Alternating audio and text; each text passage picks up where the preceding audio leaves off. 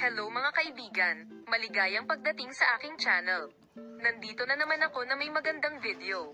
Sina Serkan Kayaglu at Ozgay Girl ay muling ginulat ang kanilang mga tagahanga sa kanilang pahayag. Nagmula ang mga pahayag mula kina Serkan Kayaglu at Ozgay Girl, na nasa agenda sa kanilang mga post sa social media. Serkan Kayaglu, may mga manlalaro mula sa buong mundo. Nakatawag pansin sa social media ang mga kawili-wiling pahayag ni Serkan Kayaglu. Ang pag-ibig ay madalas na nasubak sa iba't ibang mga paghihirap, at ang pinakabagong mga alingaw-ngaw tungkol sa relasyon ng sikat na mag-asawang Ozgay Girl Serkan Kayaglu ay humantong sa mga seryosong haka-haka.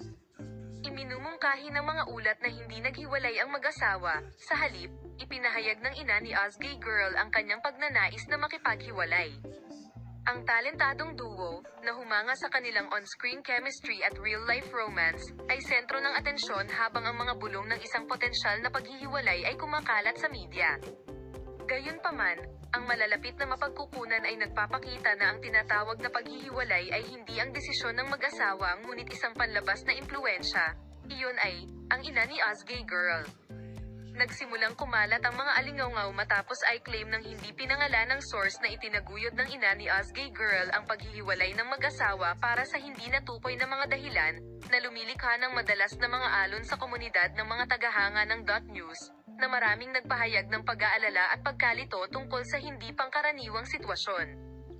Bilang tugon sa mga haka-haka, si Ozgay Girl ay nagpunta sa social media upang tumugon sa mga alingaw-ngaw at linawin ang isyu.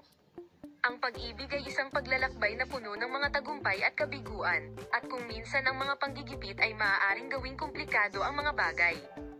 Salamat sa panonood ng aming video. See you in new videos. Paalam.